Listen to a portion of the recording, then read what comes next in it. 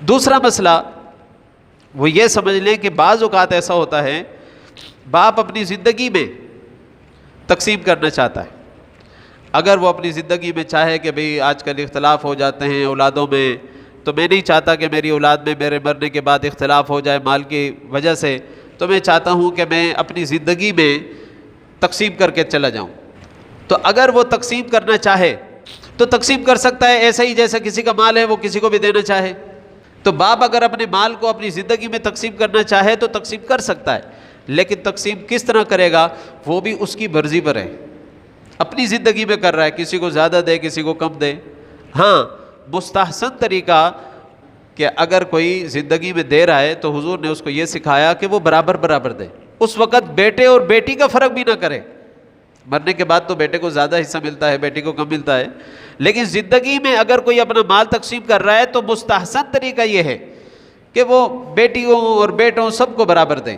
لیکن اگر وہ کسی کو زیادہ دینا چاہے تو بالکل کلی طور پر شریعت نے اس کو اختیار دیا، کیونکہ اس کا مال ہے، جس کو زیادہ دے کسی کو نہ دے. تیسرا مسئلہ اس حوالے سے آپ سمجھ لیں. تیسرا مسئلہ یہ ہے کہ بعض اوقات ایسا ہوتا ہے کہ ایک بیٹا اس کا کاروبار نہیں چل رہا یا نوکری نہیں چل رہی، وہ باپ سے کہتا ہے کہ بھئی آپ مجھے چند لاکھ روپے دے دیں، میں اسے کاروبار کروں گا تو چلو میرا کاروبار چل پڑے گا، میری بھی آمدنی کا ایک سبب بن جائے گا.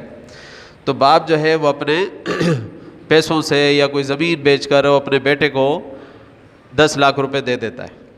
اب سب بھائیوں کو پتہ ہے، بہنوں کو پتہ ہے کہ بھی باپ نے 10 لاکھ روپے اس کو دے کر کاروبار کروایا. اب وہ کاروبار کر رہا ہے. پہلے تو کوئی اختلاف نہیں ہوتا. جب باپ فوت ہو جائے، اب وراثت تقسیم کا مسئلہ آتا ہے، تو بعض اوقات یہ سوال پیدا ہوتا ہے بھی جو تمہارا کاروبار ہے یہ بھی تو ہمارے باپ کا کاروبار ہے، کیونکہ اپنے اس نے پیسوں سے لگایا، لہذا اس کو بھی باپ کی وراثت میں تقسیم کرو. وہ کہتا ہے کہ بھئی یہ تو مجھے اس نے ویسے دیے تھے، اپنی زندگی میں دیے تھے. اب یہ اختلاف کا سبب جو ہے یہ جب جائے گا دارالفتاء میں، کسی مفتی سے سوال ہو جائے گا بھی اب ہم اس کا کیا کریں، باقی تو ہم وراثت تقسیم کر رہے ہیں، یہ جو ہمارے باپ نے، یہ تو 10 لاکھ میں نے چھوٹی مثال دے دی ہے، بعض اوقات کروڑوں کا معاملہ ہوتا ہے اور کوئی چھوڑنے پر تیار نہیں ہوتا کہ بھئی کروڑوں کا کاروبار میرے باپ نے اس کو کروا کے دیا تو اس میں سے ہمارا حق بنتا ہے. تو بتائیے کہ کوئی مفتی تو اس کو حل نہیں کر سکتا، کیونکہ اس کو حل کرنا تھا کہ دیتے وقت طے کیا ہوا تھا. تو دیتے وقت تو طے نہیں ہوا، باپ نے کہا لے لو، بیٹے نے لے لیے. نہ بیٹے نے پوچھا کہ یہ آپ قرض کے طور پر دے رہے ہیں یا آپ مجھے ملکیتی طور پر احسان کرتے ہوئے دے رہے ہیں، کسی نے نہیں پوچھا.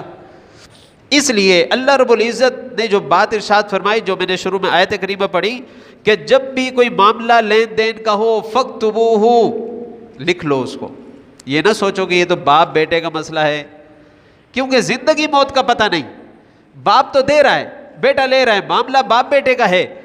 اگر باپ یہ چاہتا ہے کہ میری اولاد میں جھگڑا نہ ہو، اگر وہ چاہتا ہے کہ ان کے ذہنوں میں بدگمانیاں پیدا نہ ہوں، آنے والے وقتوں میں ان کی اولادیں آپس میں ایک دوسرے کی دشمن بن کے ایک دوسرے کو قتل نہ کریں، اگر وہ چاہتا ہے تو شریعت کے اس احکام پر، ان حکم پر عمل کرتے ہوئے اگر وہ کوئی ایسی رقم دیتا ہے تو واضح کریں، لکھ کر دیں، یا سارا سب کو گواہ بنا کر بولیں کہ بھئی یہ پیسے میں اس کو اپنی طرف سے تحفتاً دے رہا ہوں. بول دے تحفتاً دے رہا ہوں، وہ مالک ہے، وہ دے سکتا ہے.